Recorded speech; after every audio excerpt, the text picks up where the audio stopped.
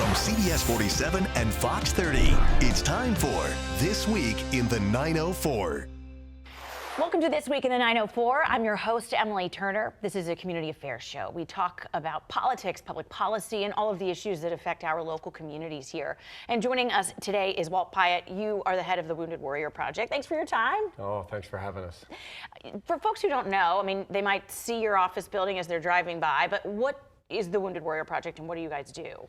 Well, Wounded Warrior Project is where we rebuild lives from people who have been impacted by war and military service, you know, any veteran. We're headquarters here in Jacksonville, but we're in 15 locations across the United States, and we have an office in Germany. So what we try to do is help warriors come home from their military experience, mostly from war, because it should be harder to come home from war than it is to go to war, but it is. Physically you're back, but you're not yet there. So we want to bring every warrior home, mind, body, and soul. We started over 21 years ago by simply just stuffing a backpack, delivering it to a warrior as they were evacuated from combat zones in a hospital, Walter Reed. Just so the warrior, they wake up, they've left their buddies, they're all alone, and they have an embarrassing hospital gown on, and they're just isolated. And so this young wounded warrior himself came up with the idea of just delivering backpacks to warriors to let them know they weren't alone. Just some shorts, a t-shirt, a phone card, an old DVD player, or CD player, and all those items that make them feel that they were still connected to the service. But we also made a promise. We made a promise then that we would be there no matter what. And for 21 years, we have been there no matter what for every warrior, every veteran post 9/11 to help them come home and heal from their injuries of war, whether they be physical or invisible. What does that process look like of helping them heal? Well, we have many programs that help rebuild and save lives. They're free for every warrior. Nobody pays a dime for our services. Many programs, from as simple as helping you transition out of the military, filing your Veterans Administration claim, which is very difficult to do, and I did it after many years in the service. It's hard. To help them through that process, help them through financial management, help them through job placement, and then other more complex programs that we have that will help them with other things where they may be struggling, especially with mental and brain health issues. We've got a wide range of programs to help warriors deal with it. Many of them have to do with physical movement. We have lots of physical health and wellness, so we teach them how to live a more complete life, so they sleep well, eat well, and they're physically active. The warrior has a difficult when they come back from war or military service. They're isolated. They're normally want to stay in a basement, play video games, perhaps, you know, abuse substance or smoke marijuana or abuse alcohol, and they become isolated from the very people they love, their very families that are in the same house. They're afraid of the very society they help defend. We have to get them back into integration into society, and that path to healing begins with movement. Because in military and in our country, a great medical system and Army and that I served in, I've seen warriors' lives saved in remote places under the most horrific circumstances. Our doctors and nurses are going to save your life, but they don't give you your life back. That's another process and another journey altogether. And in Wounded Warrior Project, we help get you your life back and put you on a new path in life of hope and renewed purpose. I know, because I had done some work with you guys when I was here like more than 10 years ago, but at that time it was focused mostly on physical wounds. But injuries go much deeper than that. How have you guys expanded your mission into the mind? It's the most, it's the biggest area that we're been getting into now, and we've been in for quite some time, because 1 in 3 service members suffer from some type of mental health issue: anxiety, post-traumatic stress disorder, traumatic brain injury, substance abuse, trauma caused by sexual assault, or some type of other moral injury that you can't really see. And not only can you not see it, the warrior itself, you don't know. You don't wake up with a temperature and say, I have PTSD. Things start to chip away, things start to fall apart in your life, and then you don't understand what's going on, and you're afraid to reach out for help. You're afraid to admit you're having a problem because you think you're strong enough. You've been trained to be strong and lead and face dangers, and you're not willing to ask for help. So our programs identify warriors that are the factors that are happening to warriors. We can see that, you know, things are happening, so we get them and we give them the help and programs they need. A lot of it still is physical, though. It may be the mental side of it, but getting them outside, getting them uncomfortable, getting them moving again, they start to get that spark again that what they had when they were a warrior or in the Marine Corps. But even those that suffered physical wounds of war still suffer the mental part of that war, because a young man or woman who joined the military from here in Jacksonville, maybe they had dreams of becoming, top commander in the military someday, or maybe come back and play for the Jacksonville Jaguars someday. They had dreams, and then something happens in the course of their service. So they're wounded critically in combat, and then at 22, they got to accept the end of the life they thought they were going to have and embrace a life they didn't think was possible. And to be laying in a bed and you're 20, 22 years old, making a decision now to take your leg off or not, that's not where they thought they would be. And many warriors will tell you at that point, even losing the leg or making that decision was the easy part. What came after was the hard part, to reintegrate back into society, back into your family, to accept that you're still of value and worth something because your path has changed. And many of them, what we do is help them find that new path. What about numbers? I mean, do you guys have an idea of how many you've helped so far? Oh, over several 100,000. So, but there's many more to help. I look at it as how many have served since 9/11. Almost 4 million people have served in uniform since 9/11. And that doesn't count for their spouses, their children who are still impacted by that service as well. And 1 in 3, what our data shows us is 1 in 3 are suffering from some type of mental or brain health issue. That's well over 1 million. And if you take in the children, as I said, and spouses, that's maybe close to 2 million. So where we are approaching 300,000 helping people, and where we find warriors, we help them and we get them on that path. But it's the ones we haven't found that I'm most concerned with. I believe we have 1 million more lives to save, and that's what we're not stopping. We're trying to expand our program so we can bring more warriors in, and we can help them get the help they need and heal from the wounds of military service and war, and connect them back to their family. More importantly, connect them back to society, because a veteran should never be seen as a threat to society, and it shouldn't be seen as a burden to society. These are the bravest young men and women our nation has ever seen. They have done things that are so heroic, but yet they can't live with the guilt that they have from their service. In some ways, the hardest part of surviving combat is living. And that's hard to accept. You see such a brave young man or woman do what they've done for our nation in the most horrific of circumstances. We're obligated to bring them home so there won't be a threat or a burden to society. They'll be active, productive members in society. And many of them have found that higher path. Many of them here in Jacksonville have come through that path and now are contributing greatly to this community. Well, when we come back, I want to talk about some of those success stories, and we can talk a little bit more about the outreach that you guys do. So be sure to stick around. We'll be right back. From CBS 47 and Fox 30, you're watching This Week in the 904. Welcome back to This Week in the 904. I'm your host, Emily Turner. Joining us today is Walt Pyatt with the Wounded Warrior Project. And we were kind of talking about your outreach and the warriors you have yet to kind of make contact with. What do you guys do to try and get in touch with those people? Because they are self-isolating. It must be a challenge. Yeah, so when we initially were founded, we were at the points of evacuation. So Landstuhl in Germany, Walter Reed, San Antonio, so points of hospitals. But now as veterans get out of the service, they're out in communities everywhere. So we know where veterans are, so we understand where they are. Finding them and getting them to register, it's a tough challenge. So we do outreach events everywhere, small communities. I'll be doing several in the month of June. So, folks will, because it's post-traumatic stress disorder month. And we'll be out there reaching them and trying to get them to sign up. And there's many ways we do it through mailing, TV, any social media, any way we can get our word out. And for people who know a veteran is having an issue, they reach out to us as well. So we're constantly looking, we're constantly available, and we're constantly on the phones talking to warriors and talking to veterans to have them come in and register for us, because we're free, and we'll connect you back to something you're very familiar with. And that's really what gets them. They may be isolating, they may be worried, or they just may be, quite frankly, in denial that they need help. But once they get connected back again, that's the most powerful first step that we take. That we connect them and they see people that are like them, that are experiencing challenges they have, and they also see that there's help and people who care to give them that help, and that's what we do. What are some of the specific programs? Support groups, I imagine. What exactly is available? If I'm a veteran and I'm sitting at home and I'm watching this, what do I need to know? Well, one, as I said, we can help you with your VA disability claim. That's one of the most hardest ones. Most veterans give up when they get out. It becomes too difficult. They don't understand it. I just recently had a mother reach out to me and said, my son is still suffering from PTSD and we're having a hard time. We connected with his son. We had one of our teammates work his case file with the VA. The VA works really well with us. we found the flaws in the paperwork and we got him immediate help. And now he's in our program, but he's also getting the disability from the VA that he's entitled to because he served our nation. But it's difficult to navigate, big government bureaucracy sometimes. Sometimes it's intimidating.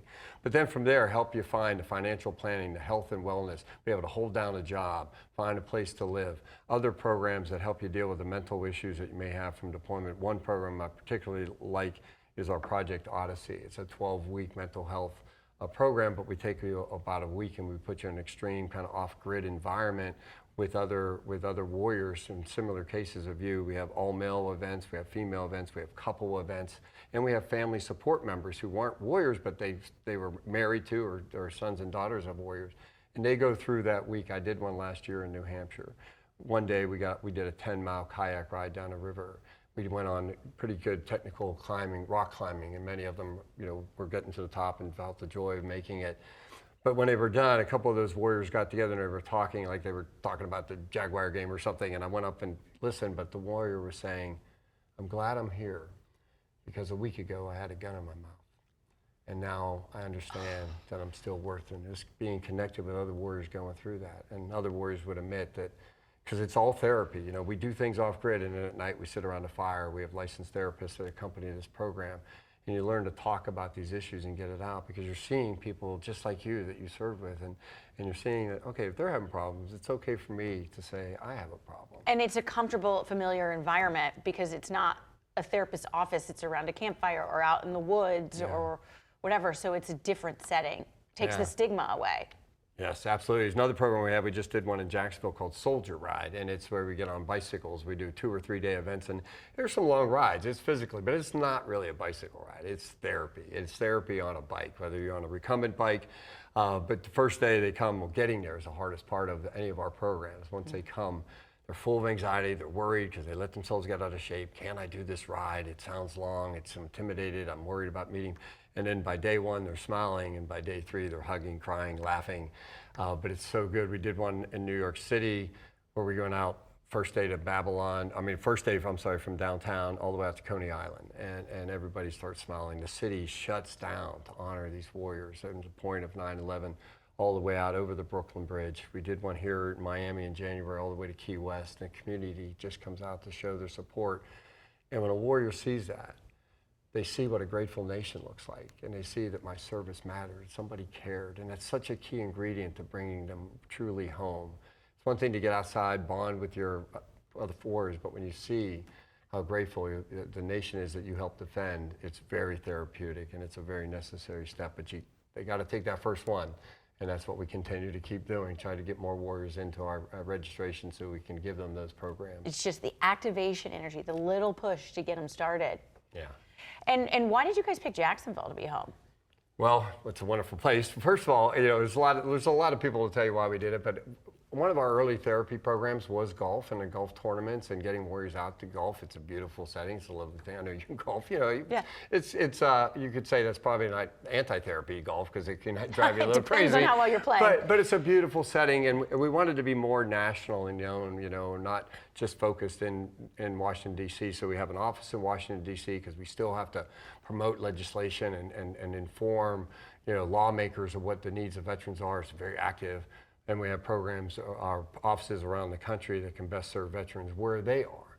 But Jacksonville's been our home, and we really, I love it here. I'm new to Jacksonville. I haven't been here as long as you have, but it's only been a year, and I'm telling you, I'm not leaving. This is a wonderful place, and we love doing programs here in Jacksonville. But we also have an office in Tampa and some teammates that operate out of Miami. But Jacksonville's our headquarters, and it's a military town. They understand military service. Every city has its beautiful places and history, of course, but it's the people that really make it special. And Jacksonville's got special people, and they welcome us with open arms, and they welcome veterans, and they honor service. It is, And when you have a community like that, that's really, we really need to be here. Perfect. Well, we can talk more specifically about some of the folks that Wounded Warrior Project has helped. We'll get back to that and how you can get involved if you'd like right after this. From CBS 47 and Fox 30, you're watching This Week in the 904. Welcome back to This Week in the 904. I'm your host, Emily Turner. We are talking all things Wounded Warrior Project today. And we've talked a lot about what you guys do, but what kind of successes have you seen? Well, many successes. One success here in Jacksonville is a warrior named Sean Karp. He works here not locally, a small business owner, but he's a sergeant in the 82nd Airborne in Afghanistan, severely injured, lost a leg, had a long recovery. He was, a good football player. His son's now a great football player. But that path home for him, it was tough. He did some time being a strength coach with the Jacksonville Jaguars. Great success story with the help of Wounded Warrior Project. He now owns a small business, does pressure washing. It's called A Leg Up. And he's got a wonderful family and 2 great children, and they're both in high school and both great athletes and students. So here's a person who will tell you, the path home is hard. It's not just healing from a physical wound, it's coming through, but being embraced from a community, a grateful nation, a grateful community like Jacksonville, helped his healing process, helped his family come through that. Do most of the people who you guys have helped, who found success through the program, stick around and help others? Yes, that's the story of our logo, because when you're injured in a battlefield, you get carried off. That's our logo. You're carrying your buddy off, trying to save their life, and that person on top eventually becomes the person on the bottom. To look back and say, how can I help others that are wounded or injured for me, and how can I be the example of how you can come from being injured where you think your life may be over, or severely you just can't do what you thought you were going to do, to now become a productive member of society. So many of them, and they all will come back and say, Wounded Warrior Project saved my life. And that just means so much to me, and that's why we keep doing what we're doing, because I had no idea about the logo. I love that though. Yeah, it's a wonderful story. Some local veterans that you guys have worked with, especially when you talk about PTSD, are participating in an even bigger project.